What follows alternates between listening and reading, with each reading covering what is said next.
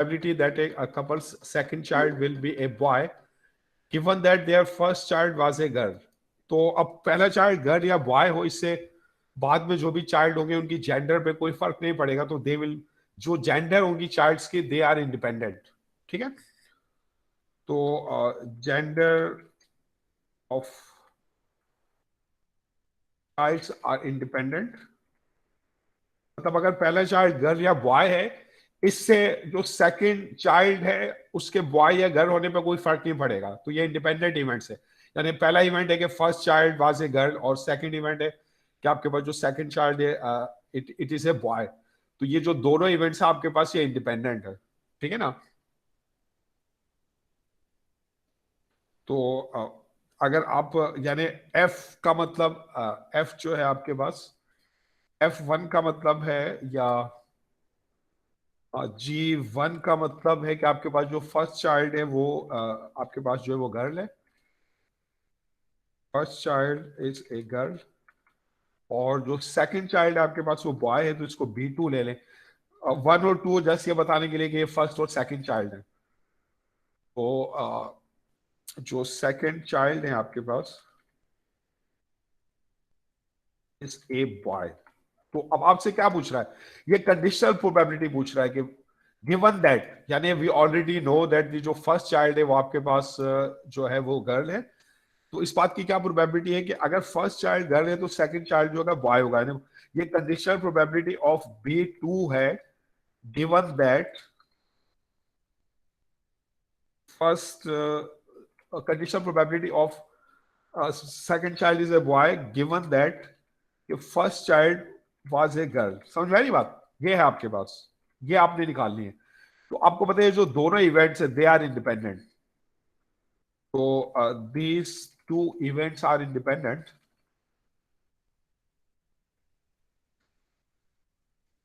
आप क्या समझते, डिपेंडेंट होंगे इंडिपेंडेंट होंगे? Sir independent. इंडिपेंडेंट. तो ये आपने खुद आपने देखना लॉजिकली ना. तो इसका मतलब है जो इंडिपेंडेंट इवेंट्स हैं, तो फिर ये जो conditional probability of B2 given that 1 है, ये सिंपली किसके बराबर होगी? ये simple probability that the second child is a boy. ठीक है, अब बताएं गर्ल और बॉय होने के चांसेस क्या होते हैं? इक्वली लाइकली होते हैं. तो गर्ल एंड बॉय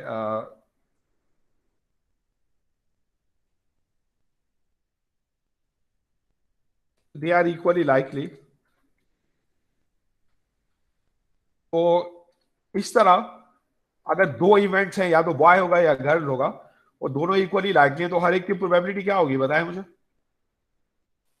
0.5. 1/2. ठीक है ना. तो सिंपली ये जो आपके पास, ये आपका जो है ये आंसर हो जाएगा. तो यानी आपसे जो कंडीशनल प्रोबेबिलिटी आपसे जो पूछी है, वो जो आपके पास है वो आपने देखा सिंपली वो इंडिपेंडेंट है. तो फिर ये अनकंडीशनल प्रोबेबिलिटी के बराबर है, तो दैट इज इक्वल टू 0.5. अच्छा, अब इसी तरह ये जो आपके पास, अब मुझे बता देंगे जो सेकंड है कि girl given that first child was a girl. तो ये भी आपके पास बिल्कुल इसी तरह होगा. यानी इसमें बस इवेंट ये होगा कि पहला इवेंट यानी ये G1 और G2 होगा, और ये conditional probability of G2 given that G1 है, जो कि सिंपली प्रोबेबिलिटी ऑफ G1 के बराबर है. तो वो भी जस्ट आपके पास कितना है, 1/2 है. तो ये सिंपली इसी तरह आपका सॉल्व हो जाएगा. ठीक है ना. अच्छा, फिर आपके पास है कि इन रोलिंग 2 डाइस, तो what is the probability of rolling a total of 7 on the first roll. Roll का मतलब क्या है? यानी आप 2 डाइस को रोल कर रहे हैं, तो फर्स्ट रोल है, यानी आपने 2 डाइस को एक दफा रोल किया, ये पहला रोल है. फिर उसके बाद आपने दोबारा 2 डाइस को उठा के दोबारा रोल किया, तो ये सेकंड रोल होगा. तो ए पार्ट में कि आप इस बात की प्रोबेबिलिटी मालूम करें, a total of 7 on the first roll followed by a total of 11 on the second roll. तो अब यानी इसमें 2 इवेंट आप डिफाइन कर दें कि जो आपके पास फर्स्ट रोल है उसमें जो टोटल है आपके पास वो 7 है. तो यानी ये फर्स्ट रोल है F1, इसमें जो टोटल है आपके पास, टोटल इज 7। और फिर उसके बाद जो सेकंड रोल है आपके पास, रोल के लिए चले, मैं आर ले लेता हूं। फर्स्ट रोल है R1 और फिर उसके बाद सेकंड रोल है R2। इसमें जो टोटल है आपके पास वो 11 है, टोटल इज 11। तो आपने कौन सी प्रोबेबिलिटी मालूम करनी है? फॉलोड बाय, यानी एक इवेंट हुआ उसके बाद फिर जो है दूसरा इवेंट हो रहा है, तो ये एंड है आपके पास। फॉलोड बाय ने एक सीक्वेंस में इवेंट हो रहे हैं वन आफ्टर अनदर, तो ये प्रोबेबिलिटी आपने निकालनी है, probability of R1 intersection R2, ये निकालनी है आपने, ठीक है ना। तो अब इसमें ये जो प्रोबेबिलिटी आपके पास है, ये आप किस तरह निकाल सकते हैं? तो अब इसमें देखिए जो दोनों इवेंट्स आपके पास हैं, तो इसमें अगर आपके पास पहले रोल पे 7 हो और दूसरे रोल पे 11 हो, तो इसको सर तो आउटकम्स ही निकालेंगे 7 और ये 11 के। पहले तो ये देखें, ये जो आपके पास दोनों इवेंट एक साथ तो नहीं हो सकते। सिंपली इसमें आपने देखना है कि जो पहला आपके पास रोल है उस पर टोटल 7 कब होगा, यानी पहले ये R1 की प्रोबेबिलिटी, यानी ये सिंपली आपके पास ये है probability of R1 plus probability of R2।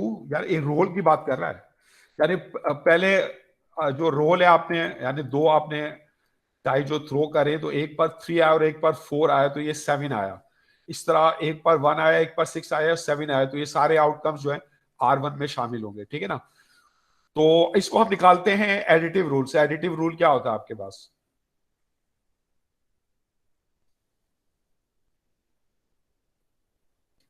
तो पहले आप ये निकाल लें R1 जो है आपके पास, इसमें देखें कौन कौन से इवेंट्स होंगे आपके पास, बताएं मुझे।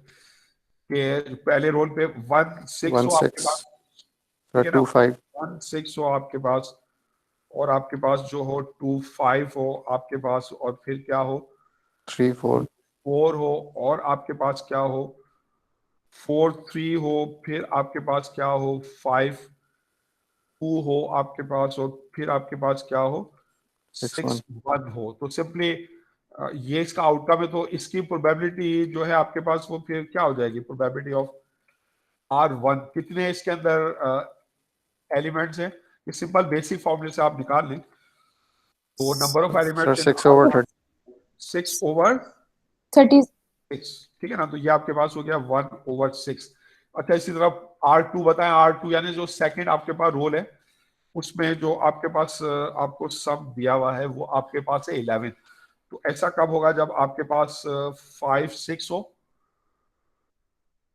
ठीक है, या आपके पास क्या हो 6 5 हो, जब ही सम 11 हो सकता है। इसके अलावा और कोई आउटकम नहीं है आपके पास। तो इसकी जो प्रोबेबिलिटी होगी आपके पास R2, वो आपके पास क्या हो जाएगी? आपके पास से सर 2 2 over 36 ओवर 36 यानी 1 डिवाइडेड बाय 18, ठीक है ना। तो अब आपके पास, अच्छा फॉलोड बाय है तो सिंपली फिर हम इन्हें मल्टीप्लाई करेंगे, क्योंकि ये वन आफ्टर अनदर हो रहे हैं इवेंट, ठीक है ना। फॉलोड बाय यानी एक इवेंट हुआ उसके बाद दूसरा इवेंट हुआ, तो ये प्रोडक्ट रूल है। तो प्रोडक्ट रूल में आप मल्टीप्लाई करते हैं, तो आप दोनों प्रोबेबिलिटीज को आप मल्टीप्लाई करते हैं, तो एक आपके पास है 1/6 और दूसरा आपके पास है 1/18। तो ये जो भी आपके पास है, तो बाद में आप इसको कैलकुलेट कर लीजिएगा। अच्छा, इसी तरह बी और सी पार्ट आप खुद कीजिए, ये मैं आपके ऊपर छोड़ रहा हूँ। अच्छा, अब इसमें ये आ जाए 425 है आपके पास। तो अब इसमें आपके पास इसमें भी डिफरेंट पार्ट हैं आपके पास। तो इसमें एक आपके पास बैग है, उसमें टोटल 32 मार्बल्स हैं। अब डिफरेंट कलर्स के 4 रेड हैं, 9 ब्लैक हैं, 12 ब्लू हैं, 6 येलो हैं, 1 पर्पल है। तो marbles are drawn one at a time, एक वक्त में आप एक ही मार्बल ड्रॉ करते हैं विद रिप्लेसमेंट, और एक मार्बल ड्रॉ करते हैं और जब दूसरा ड्रॉ करने जाते हैं तो पहले वाले को आप रिप्लेस कर देते हैं। तो आप मार्बल्स को रिप्लेस करके ड्रॉ कर रहे हैं। तो इस तरह जो भी मार्बल्स ड्रॉ होंगे वो इंडिपेंडेंट होंगे, ठीक है ना। तो अब आपने जो इवेंट्स होंगे वो इंडिपेंडेंट होंगे सारे, क्योंकि आप रिप्लेसमेंट कर रहे हैं। तो इवेंट्स यहाँ पर जो होंगे, इवेंट्स आर इंडिपेंडेंट।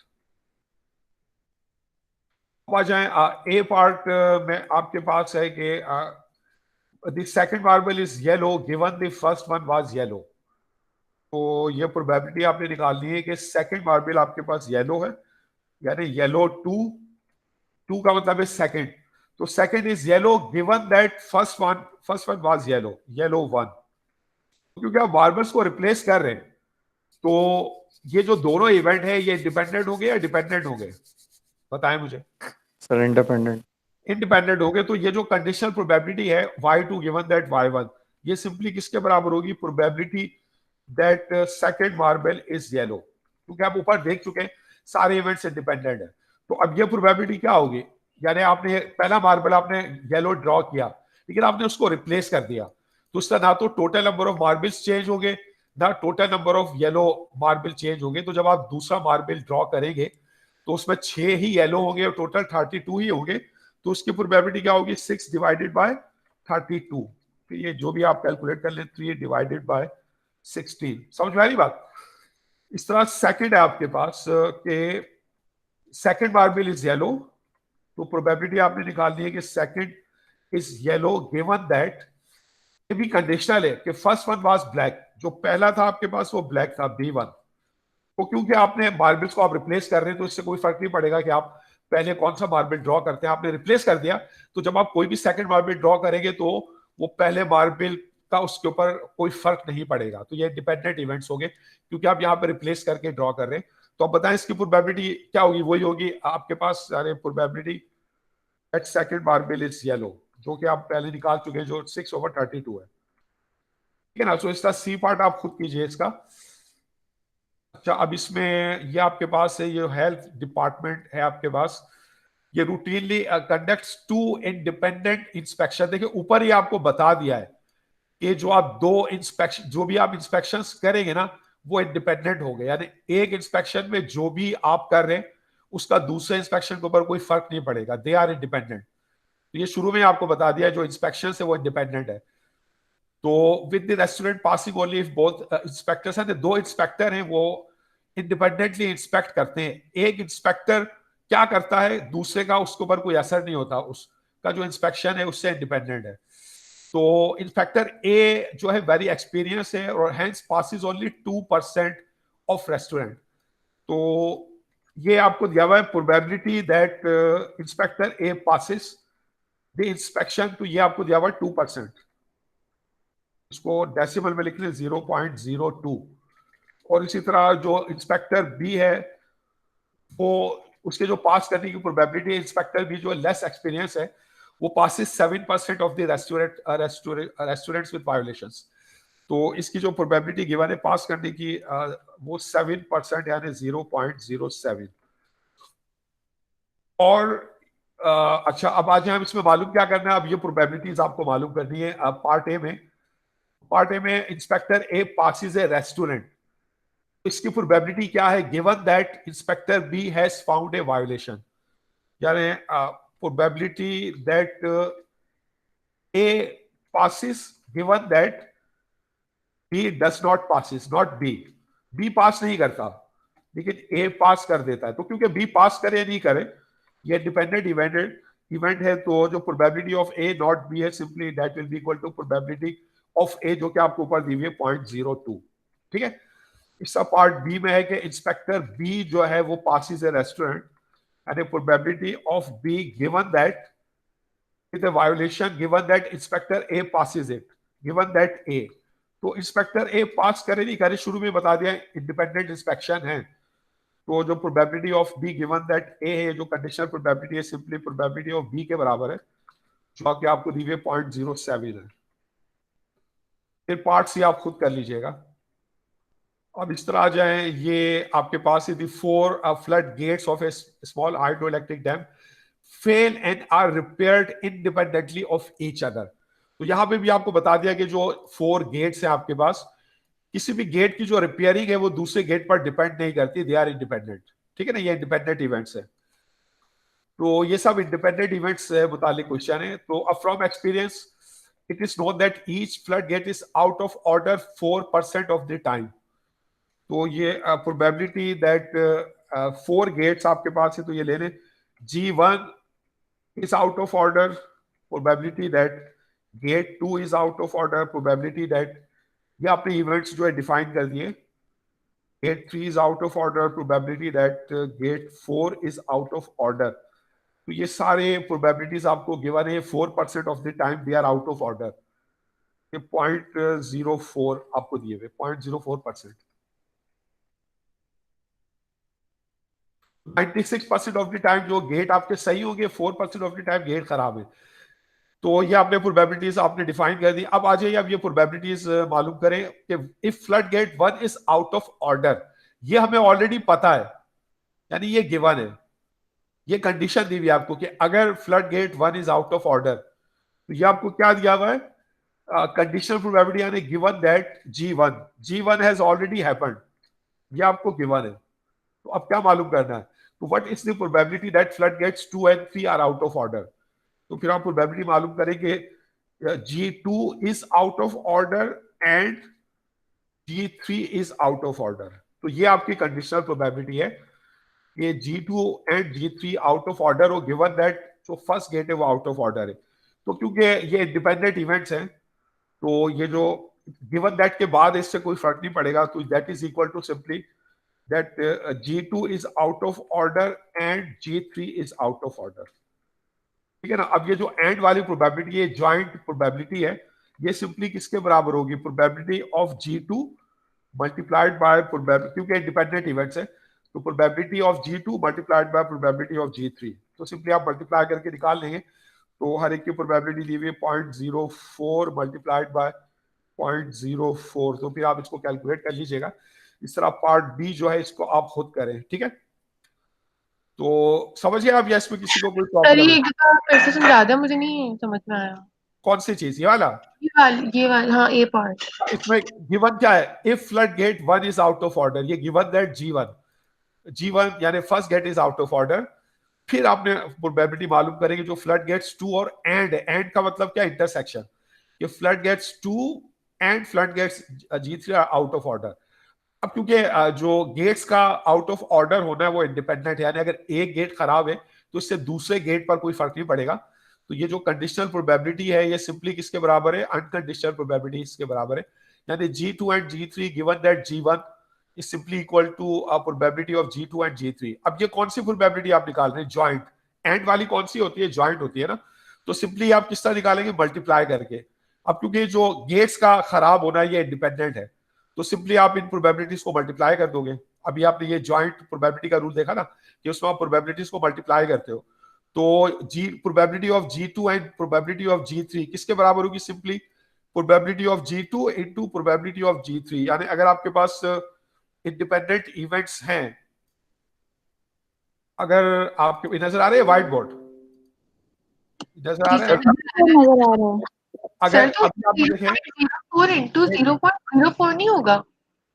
एक मिनट, अभी आपने देखा ये जो ज्वाइंट प्रोबेबिलिटी, आपने अभी इसका फॉर्मूला देखा, probability of A and B, ये किसके बराबर होती है, ये बराबर होती है probability of A given that B. ये इस कंडीशनल प्रोबेबिलिटी को हम मल्टीप्लाई करते हैं किससे, प्रोबेबिलिटी ऑफ बी से.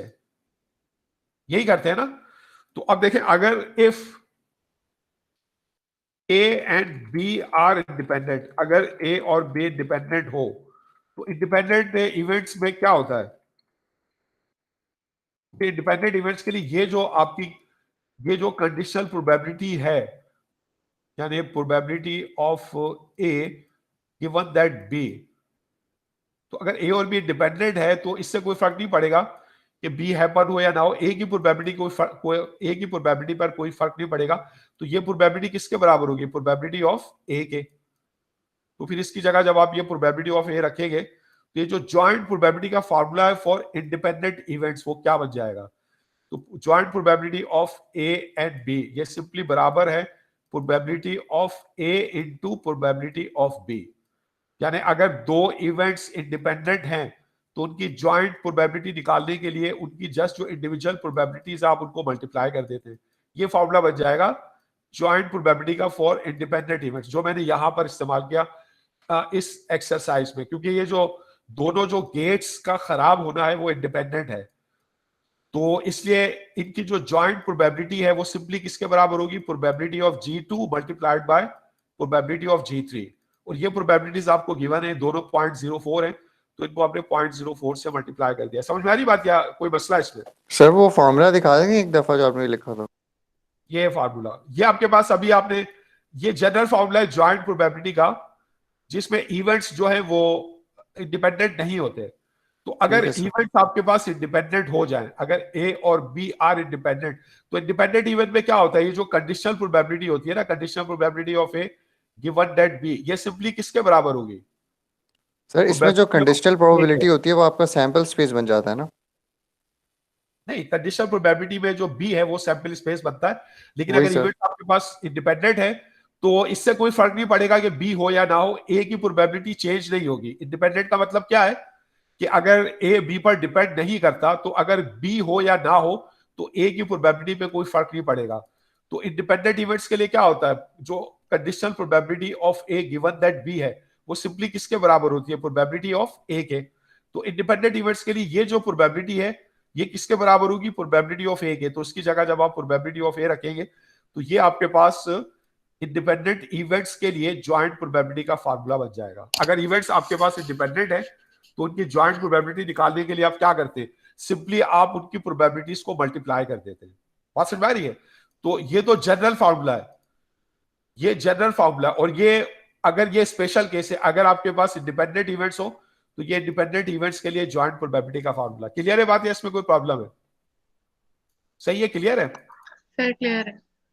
अच्छा, अब इसमें अब आप जो है, अच्छा अब इसमें चलिए नाइदर वाले, ये फिर मैं आपको पहले समझा देता हूं। तो आपने देखा एडिटिव रूल आपने पढ़ा, क्या होता है एडिटिव रूल? एडिटिव रूल में आप ए और बी, ए यूनियन बी की आप प्रोबेबिलिटी निकालते हैं। एडिटिव रूल से आप ये प्रोबेबिलिटी निकालते हैं, probability of A union B या ए और बी। तो ये आपके पास किसके बराबर होती है, probability of A plus probability of B और minus probability of A intersection B, यानी joint probability, probability of A intersection B. ये फॉर्मूला आपके पास। तो इसमें अगर आपने डी मॉर्गन्स रूल्स अगर आपको याद हो, सेट थ्री में आपने पढ़े होंगे डी मॉर्गन्स रूल क्या होते हैं, D Morgan's loss. D Morgan's loss ये हैं आपके पास दो, जो ए और बी का जो कॉम्प्लीमेंट आपके पास है, क्या होता है ए और बी का कॉम्प्लीमेंट, ये आपके पास होता है A complement and B complement. यानी आप इंडिविजुअल पे कॉम्प्लीमेंट लेते हैं तो और बिकम्स एंड, तो ए और बी का कॉम्प्लीमेंट बराबर होता है A complement and B complement. या इसको इस तरह लिख सकते हैं आप, यानी ए यूनियन बी का जो कॉम्प्लीमेंट होता है आपके पास वो होता है A complement intersection B complement. ठीक है ना, ये पहला डी मॉर्गन्स लॉ है आपके पास, जो बताता है कि और का कॉम्प्लीमेंट आप किस तरह निकालते हो। ठीक है, तो ये आप इस तरह भी लिख सकते हो, ए और बी का जो कॉम्प्लीमेंट है, यानी दो सेट का और का जो कॉम्प्लीमेंट आप निकाल रहे हो, तो सिंपली आप उनके कॉम्प्लीमेंट्स को मल्टीप्लाई कर दोगे, उनके कॉम्प्लीमेंट्स का ज्वाइंट ले लोगे। यहाँ पे मैं इंटरसेक्शन को मल्टीप्लिकेशन से शो कर रहा हूँ, ठीक है ना। तो ये आपके पास पहला है। और दूसरा है कि अगर ए और ए एंड बी का कॉम्प्लीमेंट है, ये किसके बराबर होता है, ए एंड बी कॉम्प्लीमेंट, ये बराबर होता है ए कॉम्प्लीमेंट और बी कॉम्प्लीमेंट। ठीक है, तो जब आप इंटरसेक्शन का कॉम्प्लीमेंट लेते हो तो इंटरसेक्शन कन्वर्ट्स इनटू और जब यूनियन का कॉम्प्लीमेंट लेते हो तो यूनियन कन्वर्ट इनटू एंड। ठीक है ना, तो ये जो है आपके पास ये डी मॉर्गन्स रूल है। तो अब फर्ज करें आप ये आपके पास है नाइदर ए नॉर बी, क्या मतलब है इसका, इसको अगर आप इवेंट्स के रोटेशन में लिखोगे neither A nor sir B, तो ये ए है complement complement intersection B B complement. Complement. और डी मॉर्गन्स रूल्स के मुताबिक अगर आप डी मॉर्गन्स रूल लगाओ, डी मॉर्गन्स रूल DMR, तो उसके मुताबिक ये जो है आपके पास ये क्या हो जाएगा, ये हो जाएगा ए यूनियन बी का बी। कॉम्प्लीमेंट। ये जो है आपके पास ये है ए यूनियन बी का कॉम्प्लीमेंट, ठीक है ना। तो जब आप ये निकालते हो ना नाइदर ए नॉर बी, यानी A complement intersection B complement, तो इसका मतलब है कि आपने ए यूनियन बी के कॉम्प्लीमेंट को फाइंड आउट करना है। और ए यूनियन बी का कॉम्प्लीमेंट आप किससे निकाल सकते हो, यूजिंग कॉम्प्लीमेंट रूल। तो कॉम्प्लीमेंट रूल की मदद से ये जो प्रोबेबिलिटी है आपके पास ए यूनियन बी कॉम्प्लीमेंट की, ये बराबर होगी 1 minus probability of A union B. और ये ए यूनियन बी कहां से आएगा, ये आएगा आपके पास एडिटिव रूल से। ये रहा एडिटिव रूल, ये। तो इसकी जो आप प्रोबेबिलिटी आप निकालोगे ना, इसकी आप निकालोगे यूजिंग एडिटिव रूल। इसकी जो प्रोबेबिलिटी है ए यूनियन बी की, ये आप निकालोगे एडिटिव रूल से। उसको 1 में से माइनस कर दोगे तो ये ए यूनियन बी कॉम्प्लीमेंट या नाइदर ए नॉर बी की प्रोबेबिलिटी आपको मिल जाएगी, सही है। सर तो इसमें जो ऊपर वाला फॉर्मूला है उसमें ए यूनियन बी को सब्जेक्ट बनाना होगा ना हमें, जो आपने बताया ये इस है ना वाले में। ऑलरेडी सब्जेक्ट इसमें बना हुआ है, ये ए यूनियन बी है। तो यहां से अच्छा ए अच्छा। यूनियन बी की प्रोबेबिलिटी आएगी। और फिर अगर आपने नाइदर ए नॉर बी की निकालनी है तो फिर आप इसका कॉम्प्लीमेंट रूल लगा के 1 में से ए यूनियन बी की प्रोबेबिलिटी माइनस कर दोगे तो ये ए यूनियन बी कॉम्प्लीमेंट की प्रोबेबिलिटी आ जाएगी, जो डी मॉर्गन रूल के मुताबिक नाइदर ए नॉर बी की प्रोबेबिलिटी के बराबर है। जैसे ये मैं आपको ये अब ये क्वेश्चन में करवाता हूँ, इसमें यही करना है हमने। अब जैसे ये आपके पास है ये एक्सरसाइज 4.6 है, बेसिक कॉन्सेप्ट्स है। तो इसमें 2 इवेंट्स है A and B are statistically dependent, बता रहे they are dependent, they are not independent. और इसमें ए की प्रोबेबिलिटी आपको गिवन है 0.39 है, बी की प्रोबेबिलिटी आपको गिवन है 0.21 है, ए यूनियन बी, ए और बी की प्रोबेबिलिटी आपको गिवन है। इसमें निकालने की जरूरत नहीं, आपको दे दी है। अगर नहीं देता तो फिर निकालते आप। तो मतलब find the probability that neither A nor B will occur. तो ये किसकी प्रोबेबिलिटी निकालनी है, probability of A complement, A complement और इंटरसेक्शन यानी एंड बी कॉम्प्लीमेंट की प्रोबेबिलिटी निकालनी है, बी कॉम्प्लीमेंट, ठीक है ना। तो डी मॉर्गन रूल के मुताबिक ये जो प्रोबेबिलिटी आपके पास है किसके बराबर होगी, ये जो ए और बी है ये उसका कॉम्प्लीमेंट होगा, ये इसका कॉम्प्लीमेंट है, समझ में आ रही बात। और ये फिर किसके बराबर होगी, इसको आप कॉम्प्लीमेंट रूल से निकाल लो, ये होगी 1 माइनस प्रोबेबिलिटी ऑफ ए और बी। ए और बी की प्रोबेबिलिटी ये आपको गिवन है 0.47, तो ये आपके पास बराबर होगी 1 माइनस 0.47, तो ये हो जाएगी 0.53, ठीक है। अच्छा अब इसमें आ जाए both A and B will occur, both A and B will occur, तो ये कौन सा इवेंट है आपके पास, इस इवेंट की प्रोबेबिलिटी निकालनी है, probability of A and B. A and both का मतलब क्या, दोनों हो, ये उसका इंटरसेक्शन है। ये ज्वाइंट प्रोबेबिलिटी निकालनी है, सिंपली आप इसको probability of A into B भी लिख सकते हैं। तो ये किसका निकालेंगे आप बताएं मुझे, इसके लिए आप सर एडिटिव। ये सर वो उसमें मल्टीप्लिकेटिव रूल लगेगा ना शायद। देखिए आपको प्रोबेबिलिटी क्या क्या गिवन है, प्रोबेबिलिटी सर ऑफ ए की प्रोबेबिलिटी को आप मल्टीप्लाई कर देंगे बी की प्रोबेबिलिटी से। ए की प्रोबेबिलिटी को आप उस तक मल्टीप्लाई करके बी की प्रोबेबिलिटी से, जब जब ये दोनों इवेंट इंडिपेंडेंट होते हैं। क्या ये इंडिपेंडेंट है, नहीं डिपेंडेंट डिपेंडेंट है, तो फिर आप वो फॉर्मूला यूज नहीं कर सकते। तो ए इंटरसेक्शन बी तो एडिटिव रूल में भी आता है ना, आप एडिटिव रूल से निकाल लें। एडिटिव रूल क्या है, एडिटिव रूल आपके पास ये है कि प्रोबेबिलिटी ऑफ ए और बी किसके बराबर होता है, प्रोबेबिलिटी ऑफ ए और B is equal to probability of A plus probability of B minus probability of A into B. ये है ना फॉर्मूला। तो यहां से probability of A into B आप निकाल सकते हैं। तो probability of A into B बराबर होगा probability of A plus probability of B minus probability of probability of A और बी। समझ में आ रही बात। तो इसमें वैल्यू रखते हैं, प्रोबेबिलिटी ऑफ ए आपको दी हुई है 0.39, प्लस प्रोबेबिलिटी ऑफ ए आपको दिया हुआ है, प्रोबेबिलिटी ऑफ बी आपके पास है 0.21, ये 0.21 minus probability of A and B, A और बी आपको दिया हुआ है 0.47, तो इसको कैलकुलेट करके आप निकाल लें। समझ में आ रही बात? अच्छा अब इसमें सर आए, तो ये आप डिपेंडेंट और डिपेंडेंट जो है वो बताएंगे, मतलब खुद ही जैसे रिग्रेशन में करना था खुद ही समझना था। नहीं अगर मैं नहीं बताता, आपको खुद देखना होगा। अच्छा। यहाँ पे तो बता दिया, यहाँ पे तो आपको बता दिया।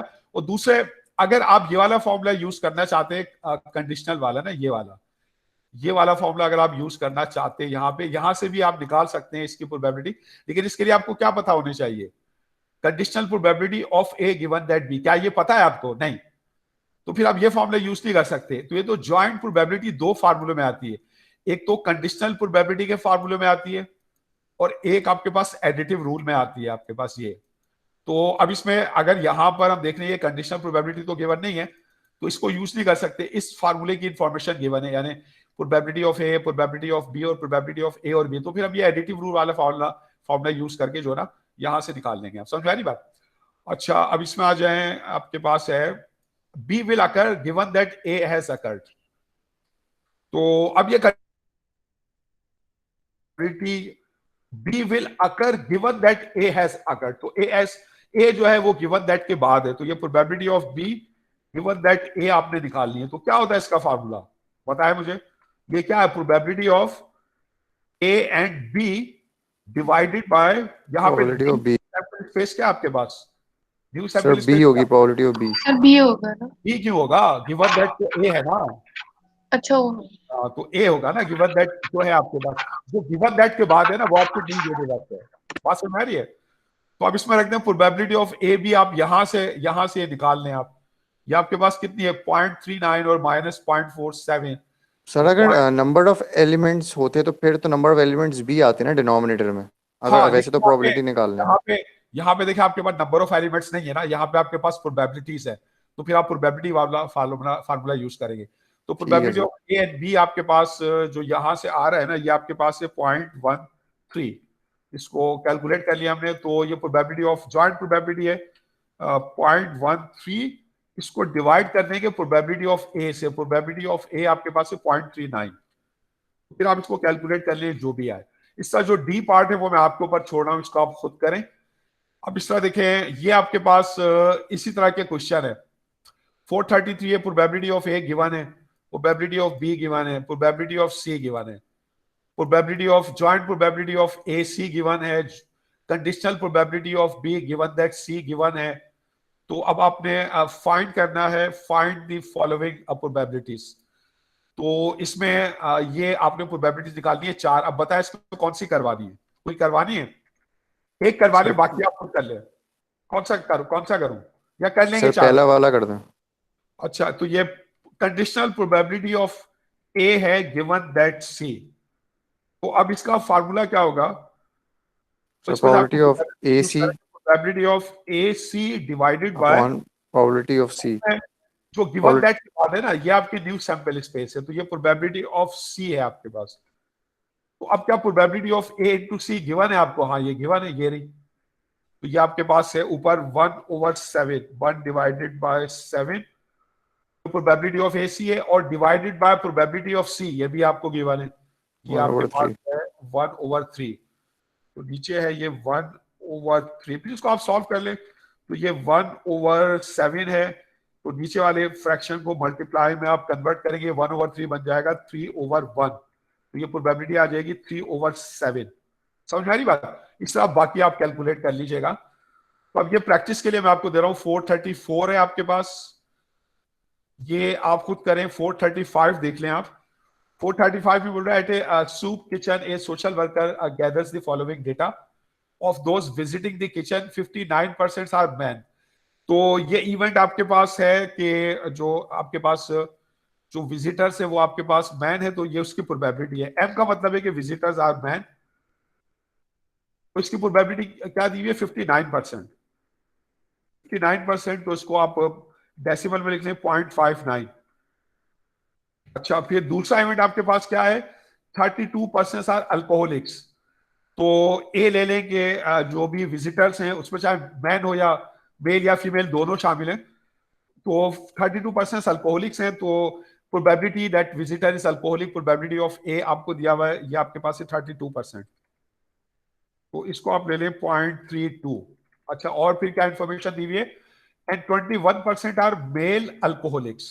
मेल अल्कोहलिक्स का मतलब क्या है, ये कौन सा इवेंट दिया हुआ है आपको, ये दिया हुआ है कि जो विजिटर है वो मेल भी है एंड और वो साथ ही अल्कोहलिक भी है, यानी एम इंटरसेक्शन ए दिया हुआ है आपको। सर तो डिपेंडेंट है ना ये। अभी कोई डिपेंडेंट की बात नहीं कर रहे, अभी तो जस्ट जो इवेंट्स दिया हुआ है उसको देखने उसकी रोटेशन क्या है, तो वो मेल भी है और अल्कोहलिक भी है, तो ये आपके पास क्या है, एम इंटरसेक्शन ए, यानी ये एम और ए, ये एम और ए की ज्वाइंट प्रोबेबिलिटी दी हुई है आपको, ये क्या है 21%। 21% यानी 0.21, समझ आ रही बात। तो जो पहले आपको डेटा दिया हुआ है उसको इवेंट्स की फॉर्म में लिख लें, इवेंट्स आप डिफाइन कर दें।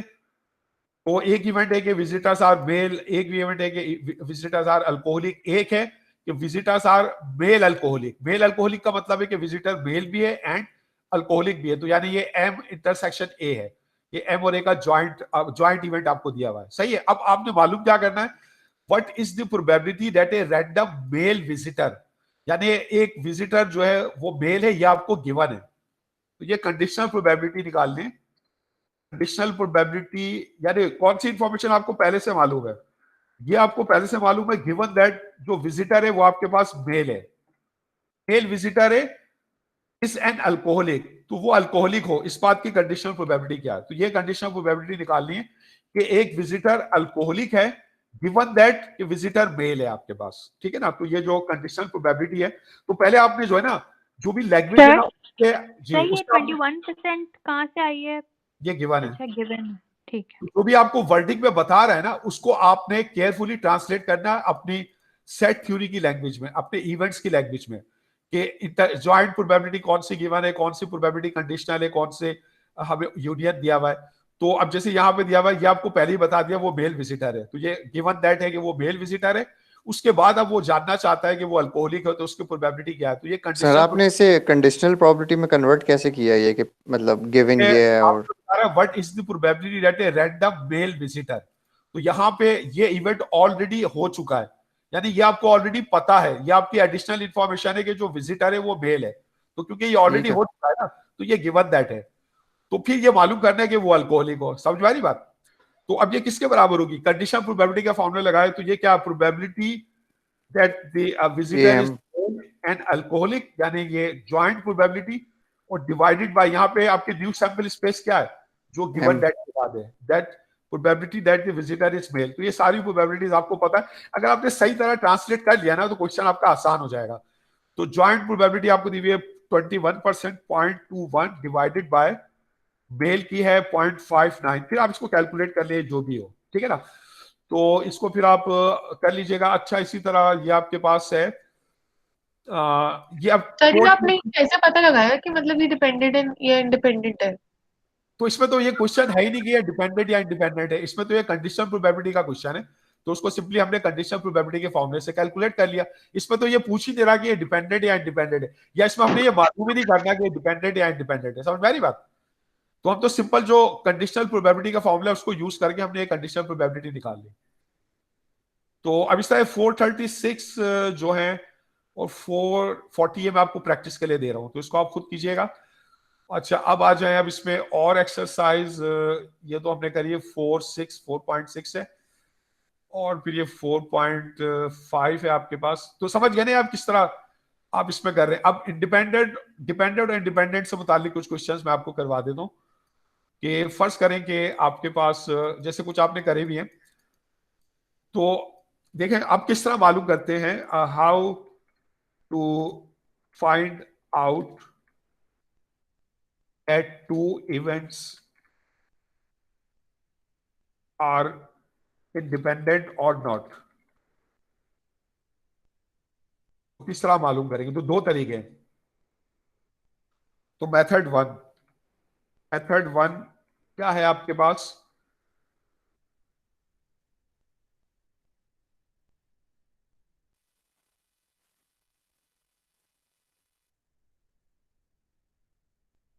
मेथड 1 ये आपके पास, अगर आप ये देखना चाहते हैं कि is A and B are independent,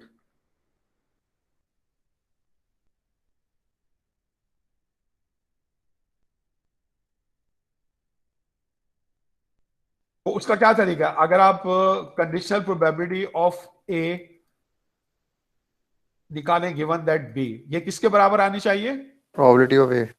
probability of A के, या अगर आप कंडीशनल प्रोबेबिलिटी ऑफ, कोई एक आप यूज कर सकते हैं, मैं बता रहा हूं कोई सा भी कर लें, कोई फर्क नहीं पड़ता, कोई एक आपने यूज करना है, जैसा भी ऊपर क्वेश्चन भी करवाया था इसका, या conditional probability of B given that A निकालें, ये किसके बराबर होनी चाहिए? प्रोबेबिलिटी ऑफ बी के। तो अगर ऐसा है, इनमें से कोई एक बात है, तो आप समझ जाएंगे कि A and B are independent. लेकिन अगर ये बराबर नहीं है तो इसका मतलब क्या होगा? A and B are dependent. एक तरीका तो ये है। दूसरा मेथड आपके पास क्या है? मेथड 2। वो मेथड 2 जो है वो ज्वाइंट प्रोबेबिलिटी, उसमें हम यूज करते हैं। अभी हमने देखा कि अगर दो इवेंट्स इंडिपेंडेंट होंगे तो उनकी जो ज्वाइंट प्रोबेबिलिटी है वो सिंपली उनकी इंडिविजुअल प्रोबेबिलिटीज के प्रोडक्ट के बराबर होगी। तो दूसरे मेथड में हम ये फॉर्मूला यूज करेंगे, यानी दूसरे मेथड में हम probability of A and B निकालेंगे और हम चेक करेंगे कि क्या ये probability of A into probability of B के बराबर है या नहीं। क्या ये जो ज्वाइंट प्रोबेबिलिटी है ये ए और बी की प्रोबेबिलिटी के प्रोडक्ट के बराबर है? अगर बराबर है तो फिर ए एंड बी जो होंगे वो आपके पास इंडिपेंडेंट होंगे, अदरवाइज इंडिपेंडेंट नहीं होंगे। A and B are not independent, ठीक है ना? तो अब चलिए इसके एग्जाम्पल में करवा देता हूं।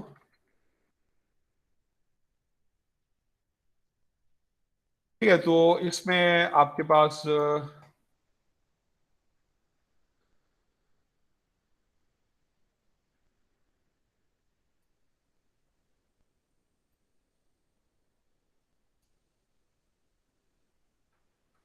तो फर्ज करें इसमें जो आपके पास है सर वो इंडिपेंडेंट, फॉर्मूला आपने जो लिखा था वो दिखा दें 1 मिनट।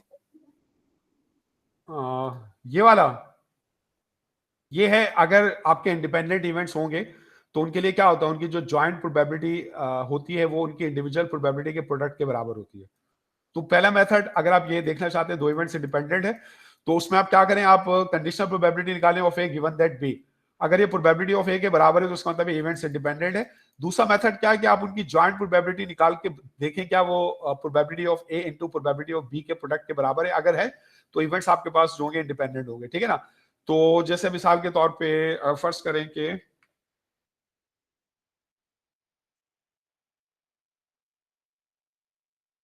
ठीक है ना, ये आपके पास है, consider drawing 2 cards in succession from A deck of 52 cards with replacement.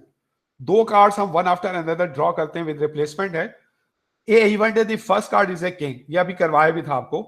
तो इसमें जो नंबर ऑफ एलिमेंट्स है ए में वो आपके पास क्या है? 4 है, 4 किंग होते हैं। दूसरा इवेंट बी में डिफाइन कर रहा हूं, the second card is a spade. Spade कितने होते हैं आपके पास? 13 होते हैं। तो जो नंबर ऑफ एलिमेंट्स है बी आपके पास वो 13 है, ठीक है ना? तो अगर आप प्रोबेबिलिटी ऑफ ए निकालेंगे वो आपके पास क्या होगा? 4/52। प्रोबेबिलिटी ऑफ बी निकालेंगे आपके पास वो क्या होगा? 13/52। अब हम ये चेक करना चाहते हैं कि क्या ये दोनों इवेंट्स जो हैं वो इंडिपेंडेंट है या नहीं है। तो उसके लिए मैं क्या चेक करूंगा? मैं conditional probability of B given that A निकालूंगा। अगर ये प्रोबेबिलिटी ऑफ बी के बराबर है, यानी जो बी की कंडीशनल प्रोबेबिलिटी है वो बी की अनकंडीशनल प्रोबेबिलिटी के बराबर है, इसका मतलब है ए के होने से बी पर कोई फर्क नहीं पड़ रहा, यानी वेदर ए हैपेंस और not, it does not change B's probability, या B does not depend on A, या B is not affected by A. तो इस सूरत में क्या होगा? इस सूरत में ए और बी जो होंगे आपके पास वो इंडिपेंडेंट इवेंट्स होंगे, ठीक है ना? तो जैसे ये क्वेश्चन है, तो इस क्वेश्चन को हम करते हैं, ये दो इवेंट हमने डिफाइन किए हैं, यानी आपके पास ये एग्जाम्पल है कि आप दो कार्ड्स आप ड्रॉ करते हैं, 2 कार्ड्स विथ रिप्लेसमेंट। पहला इवेंट आपके पास ए है कि first card is a king,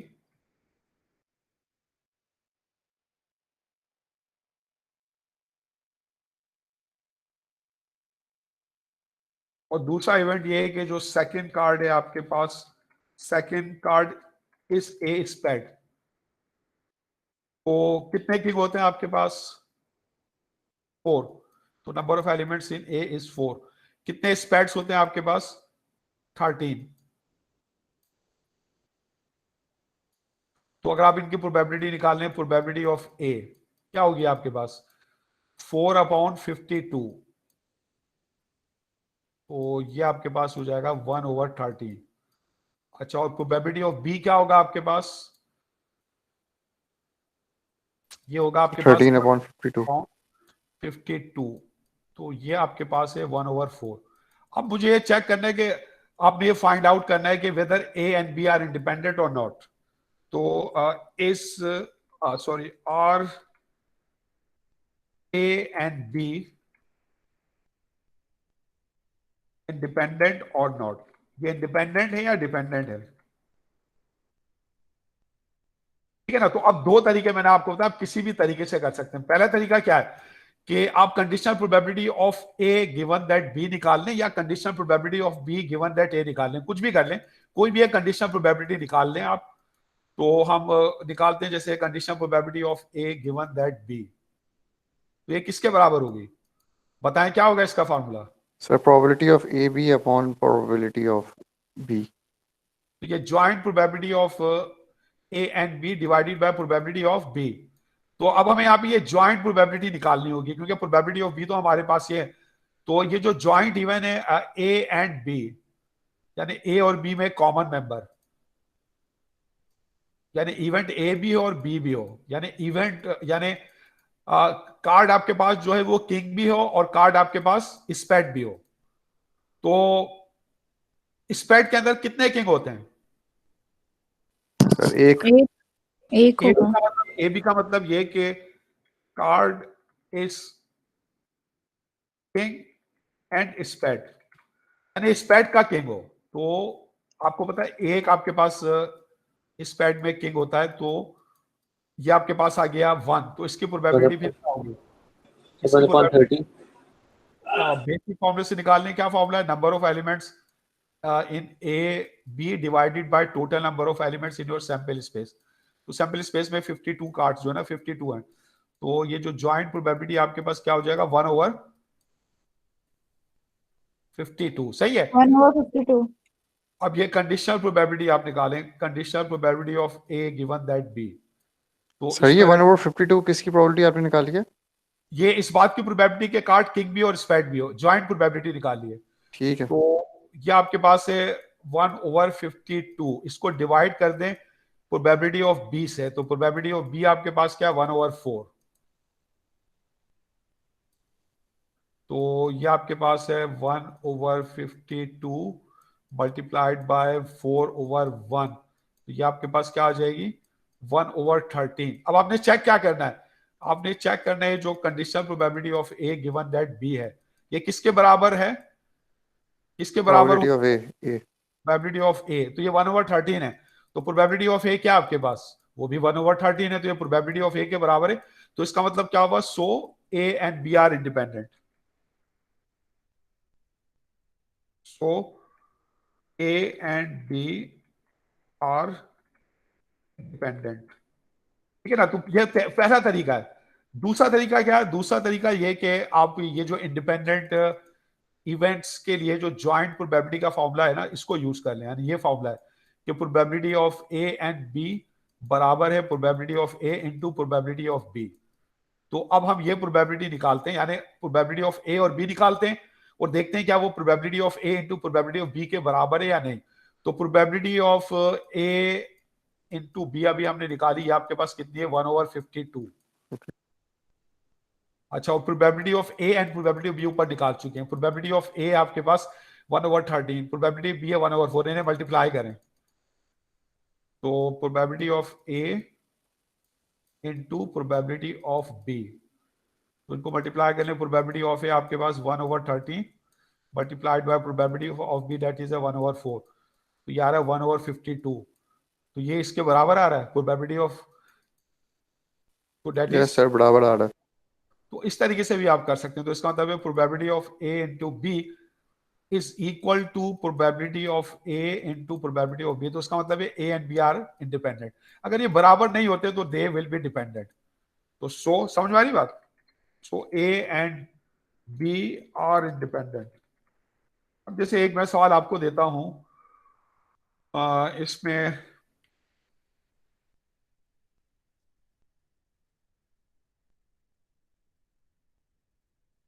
अब ये है आपके पास एग्जाम्पल 1 है कि suppose that we have a fuse box containing 20 fuses.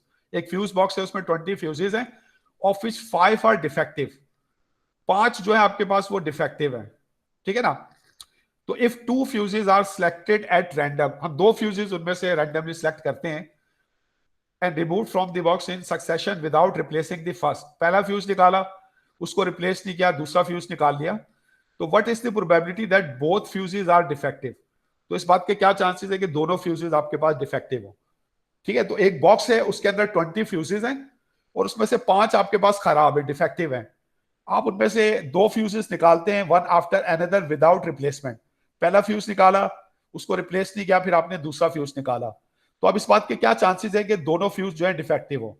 तो यहां पर आप इवेंट डिफाइन करते हैं। ए आपके पास है the event that the first fuse is defective, और बी आपके पास इवेंट है the second fuse is defective. तो ये जो आपके पास प्रोबेबिलिटी है ना कि बोथ फ्यूजेस आर डिफेक्टिव, ये आपके पास क्या है? A intersection B. A intersection B का मतलब क्या है कि पहला भी डिफेक्टिव हो एंड दूसरा भी डिफेक्टिव हो, यानी बोथ फ्यूजेस आर डिफेक्टिव। तो अब मुझे आप यहां पर बताएं, आप क्योंकि रिप्लेस नहीं कर रहे हैं, तो ये जो पहला फ्यूज निकालते हैं, उसके बाद आप जब दूसरा फ्यूज निकालेंगे, तो क्या वो डिपेंड करेगा पहले इवेंट के ऊपर या नहीं करेगा? बताएं मुझे। सर करेगा करेगा। आपने रिप्लेस नहीं किया है। हाँ, अगर आप रिप्लेस कर देते हैं ना, तो फिर वो उस पर डिपेंड नहीं करता। लेकिन कोई भी सिचुएशन हो, यहां पर आपने जो है कंडीशनल प्रोबेबिलिटी वाला जो फार्मूला है ना, उसको यूज करना है। ये आपके पास ज्वाइंट प्रोबेबिलिटी का फार्मूला है। Probability of A and B किसके बराबर है? Probability of B given that A into probability of A, ठीक है ना? तो अब ये है आपके पास the probability of first removing a defective fuse, यानी पी ए जो है ये क्या होगा बताएं मुझे। पहला फ्यूज डिफेक्टिव हो, जब आप पहला फ्यूज निकाल रहे हैं, टोटल कितने फ्यूजेज हैं आपके पास? 20। तो ये आपके पास 20 होगा। ये आपके पास है एनएस, और उसमें कितने डिफेक्टिव है? 5। 5 तो फर्स्ट आपके पास डिफेक्टिव हो, उसकी प्रोबेबिलिटी क्या होगी? 5 डिवाइडेड बाय 20। सही है ना? तो ये आपके पास 20 है। अच्छा, तो इसमें यानी आपके पास ये जो है, ये जो आपका एग्जाम्पल है, एग्जाम्पल में आपके पास एक बॉक्स है, इसमें आपके पास जो है 20 फ्यूजेस है। ये आपके पास ये एनएस हो गया, टोटल नंबर ऑफ फ्यूजेस, और उसके अंदर 5 जो हैं वो आपके डिफेक्टिव है। तो ए आपके पास है, ए आपके पास है कि first fuse is defective, first fuse is defective. तो इसकी जो प्रोबेबिलिटी आपके पास क्या होगी? ये इसकी जो प्रोबेबिलिटी आपके पास वो होगी 5/20, ठीक है? और बी आपके पास है कि जो सेकंड फ्यूज है वो डिफेक्टिव है, सेकंड फ्यूज इज डिफेक्टिव। अच्छा, अब आपने मालूम क्या करनी है? आपने ये कंडीशनल प्रोबेबिलिटी मालूम करनी है कि सेकंड फ्यूज डिफेक्टिव हो, गिवन दैट, नहीं, joint probability, sorry, joint probability मालूम करनी है आपने कि दोनों फ्यूज डिफेक्टिव हो। तो ए एंड बी, ये पहला फ्यूज डिफेक्टिव हो और दूसरा फ्यूज डिफेक्टिव हो, तो ये कंडीशनल प्रोबेबिलिटी लगा रहे हैं। तो ये आपके पास है, तो साहब ए जो है हैज ऑलरेडी हैपेंड, तो ये गिवन दैट के बाद आएगा, फर्स्ट फ्यूज है। तो probability, conditional probability that second fuse is defective given that first fuse is defective, इसको मल्टीप्लाई करेंगे प्रोबेबिलिटी ऑफ ए से, ठीक है? तो अब इसमें मुझे बताएं, ये जो कंडीशनल प्रोबेबिलिटी है, आप रिप्लेस नहीं कर रहे हैं, सेकंड फ्यूज डिफेक्टिव हो तो आपने रिप्लेस नहीं करा, तो जो टोटल नंबर ऑफ फ्यूज थे वो 20 से कम होकर 19 रह गए, और पहला फ्यूज क्योंकि डिफेक्टिव है, तो जो total number of defective fuse हैं वो 5 से कम होकर 4। तो ये आपके पास कंडीशनल प्रोबेबिलिटी है ऑफ बी गिवन दैट ए, और ए की प्रोबेबिलिटी आपने निकाली थी 5/20, तो आपने इनको मल्टीप्लाई कर लिया, तो ये जॉइंट प्रोबेबिलिटी आपके पास आ जाएगी। समझ में आ रही बात? तो ये इस तरह आप जो है ये समझ गए या इसमें किसी को कोई प्रॉब्लम है? सर अगर तो मैं इसमें फॉर्मूला की जरूरत वैसे थी क्या? इसमें तो वैसे भी मतलब, या अगर इसी तरह बस मल्टीप्लाई कर देते तो आंसर आ जाता। फॉर्मूले की जरूरत इसलिए क्योंकि यहाँ पे आप रिप्लेस नहीं कर रहे। हाँ, अगर आप रिप्लेस कर देते फिर आपको इस फॉर्मूले की जरूरत नहीं होती, आप सिंपल तरीके से निकाल सकते हैं। जैसे अगर विद रिप्लेसमेंट आप निकालना चाहते, विद रिप्लेसमेंट में क्या होता, विद रिप्लेसमेंट में जो ए एंड बी होते आपके पास वो क्या हो जाते, डिपेंडेंट होते, ठीक है ना। तो फिर उस सूरत में ये जो ज्वाइंट प्रोबेबिलिटी है ना, सिंपली ये किसके बराबर होती है, probability of A into probability of B. यानी ये जो फिर ये जो कंडीशनल प्रोबेबिलिटी होती है ना ये वाली, ये सिंपली क्या बन जाती है, प्रोबेबिलिटी ऑफ बी, ठीक है ना। तो फिर अगर रिप्लेसमेंट आप करते हो तो अब आए फर्स्ट डिफेक्टिव हो, तो 20 में से 5 डिफेक्टिव है तो उसकी प्रोबेबिलिटी है 5/20। फिर आपने इसको रिप्लेस कर दिया तो सेकंड डिफेक्टिव है तो उसकी प्रोबेबिलिटी भी 5/20 होगी। समझ में आ रही बात? तो फिर आप इनको मल्टीप्लाई कर दोगे तो ये ज्वाइंट प्रोबेबिलिटी आ जाएगी। ये क्लियर है? इसमें किसी को कोई प्रॉब्लम है? तो अब इसमें अच्छा ये आपका हो गया। चलें, अब ये तो ये क्लियर है आपके पास? यस सर, क्लियर है अच्छा, सर। अब बस आज यहीं तक रखें, जी आज यहीं तक रखें, बहुत ज्यादा हो गया है नहीं, ये बहुत ज्यादा अभी क्लास में टाइम है तो सर। अब 5 मिनट है। कोई ज्यादा मुश्किल चीजें नहीं है। तो मैंने आपको बताया था कि जो हम प्रोबेबिलिटी को कैलकुलेट करते हैं तो उसके 3 हमारे पास मॉडल्स होते हैं, 3 मॉडल्स टू कंप्यूट प्रोबेबिलिटी। कौन कौन से थे? Sir classical approach, relative approach, और एक पता नहीं कौन सा था। हाँ, तो ये आपके पास जो पहली है ये है क्लासिकल अप्रोच। क्लासिकल अप्रोच जो है इसमें हम क्या करते हैं, इसमें जो भी हमारा एक्सपेरिमेंट होता है ना, हम उसकी जो लॉजिकल स्ट्रक्चर है उसको समझकर प्रोबेबिलिटीज निकालते हैं। तो वी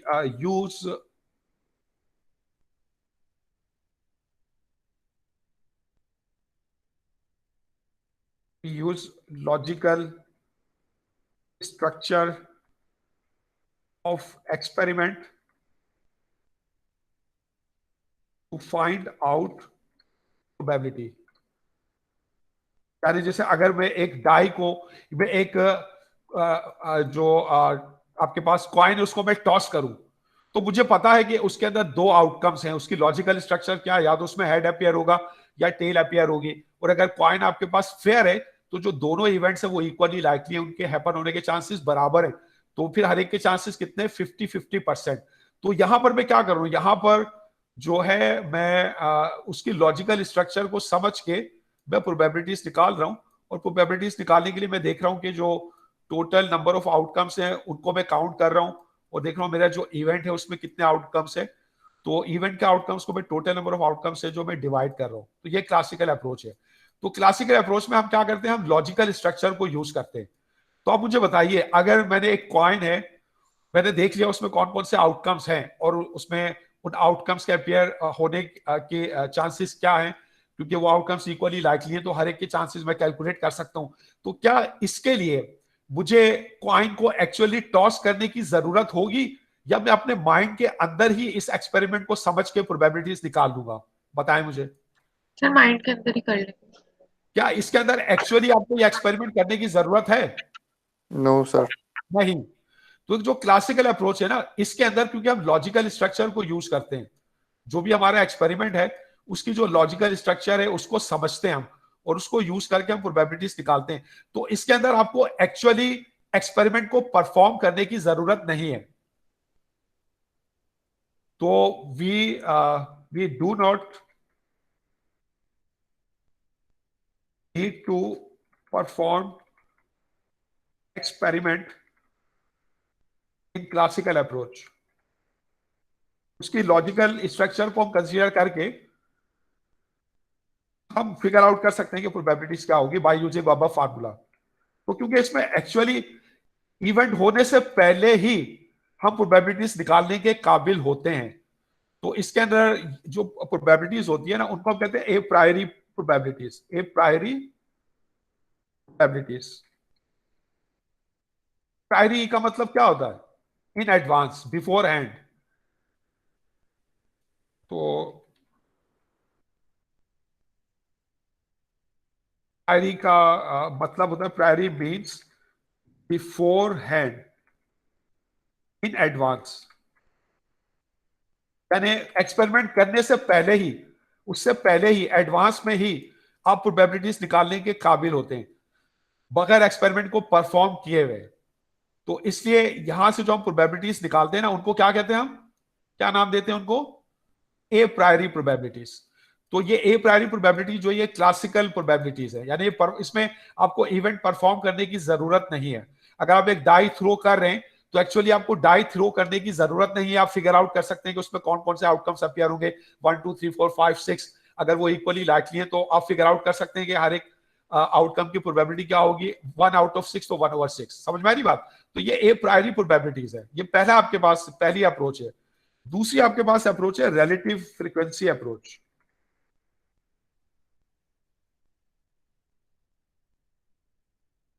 बाज इवेंट्स ऐसे होते हैं कि उनके अंदर जो भी लॉजिकल स्ट्रक्चर है वो हमें मालूम नहीं होती, logical structure is not known. ऐसे कई आपके पास सिचुएशन होती है प्रैक्टिकल लाइफ में, जो लॉजिकल स्ट्रक्चर है आपके एक्सपेरिमेंट की लॉजिकल स्ट्रक्चर इज अननोन, वो आपको मालूम नहीं है। जैसे फर्ज करें एक हॉस्पिटल में कोई मरीज आपके पास आता है, मैं ये मालूम करना चाहता हूं कि जो हॉस्पिटल में मरीज आया है उसकी जो उम्र है वो 30 ईयर्स से ज्यादा है, यानी व्हाट इज द प्रोबेबिलिटी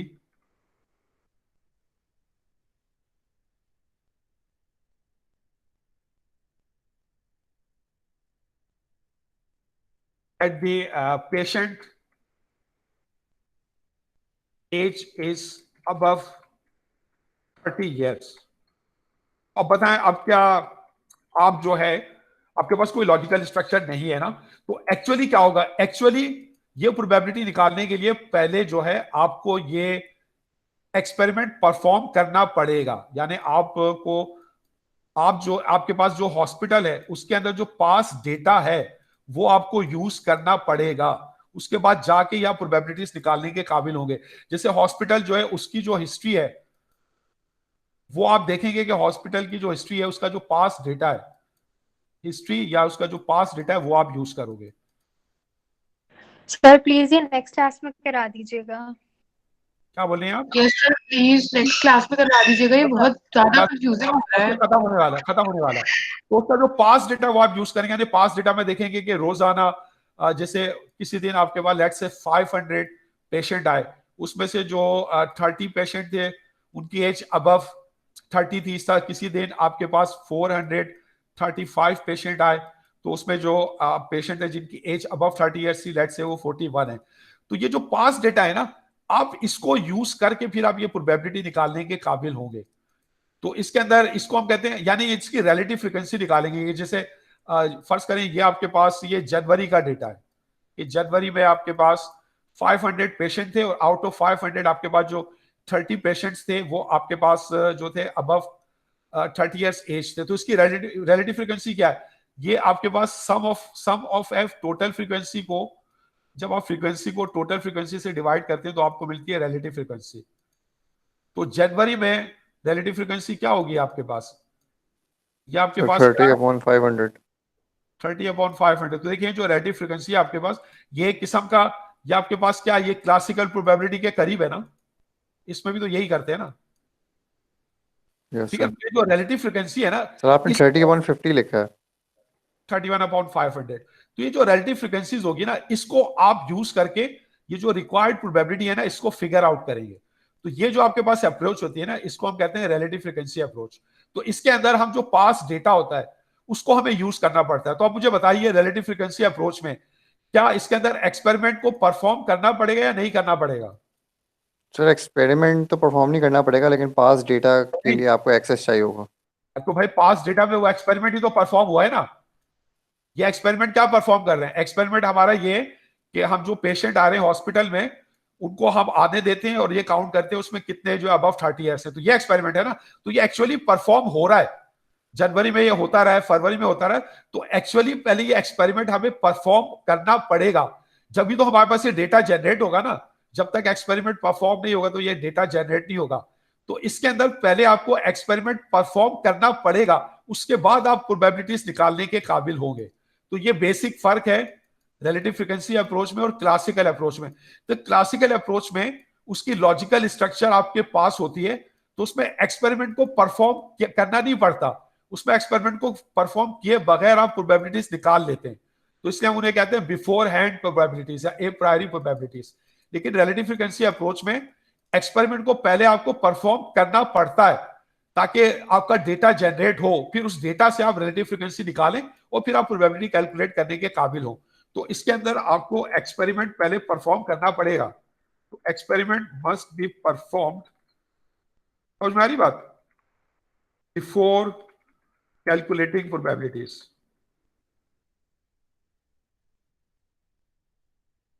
तो कई सिचुएशन ऐसी होती है जिसमें आपको पहले डेटा जनरेट करना पड़ता है, यानी एक्चुअली एक्सपेरिमेंट को परफॉर्म करना पड़ता है, उसके बाद जाके आप प्रोबेबिलिटीज कैलकुलेट करते हैं। जैसे जो इंश्योरेंस कंपनीज हैं, वो अगर कार की इंश्योरेंस का प्रीमियम आपको देती है, तो उसकी जो प्रोबेबिलिटीज है ना, तो वो जो उनके पास पास डेटा होता है कार्स का, उससे वो निकालती है, उससे फिगर आउट करती है। तो वो दरअसल कौन सी अप्रोच यूज करते हैं, वो क्लासिकल अप्रोच यूज नहीं करते, वो आपके पास रिलेटिव फ्रीक्वेंसी अप्रोच यूज करते हैं। तो इसके अंदर जो प्रोबेबिलिटीज निकालते हैं ना, उसको हम कहते हैं ये, क्योंकि ये एक्सपेरिमेंट के बाद आप निकालने के काबिल हो रहे हैं, तो ये ए पोस्टीरियरी प्रोबेबिलिटीज हैं ये आपके पास, पोस्टीरियरी प्रोबेबिलिटीज। पोस्टीरियरीज का मतलब क्या होता है,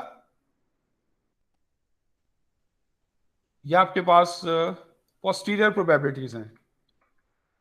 पोस्टीरियर का मतलब है आफ्टर। सर आफ्टर एक्सपेरिमेंट हम प्रोबेबिलिटीज निकाल रहे हैं। एक्सपेरिमेंट तो देखें, जो आप क्लासिकल मॉडल है उसके अंदर जो प्रोबेबिलिटीज निकालते हैं, तो उसमें उसकी लॉजिकल स्ट्रक्चर आपको पता होती है, तो उसमें एक्सपेरिमेंट को एक्चुअली आपको परफॉर्म करने की जरूरत नहीं होती। उसमें एक्सपेरिमेंट परफॉर्म किए बगैर, उससे पहले ही आप प्रोबेबिलिटीज कैलकुलेट कर सकते हैं बाय यूजिंग दिस फार्मूला।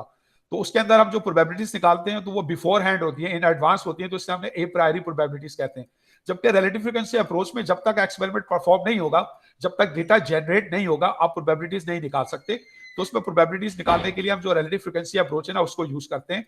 तो इसके अंदर जो आपकी प्रोबेबिलिटीज होती है ना, वो पोस्टीरियरी प्रोबेबिलिटीज होती है, यानी after the experiment has been performed, उसके बाद वो प्रोबेबिलिटीज कैलकुलेट की गई होती है। समझ में आ रही बात, ठीक है ना। तो चलें, ये यहां पर जो है आपके पास, यहां पे मैं फिर एक क्लास खत्म करता हूं, सही है। Okay sir. Okay. Okay sir.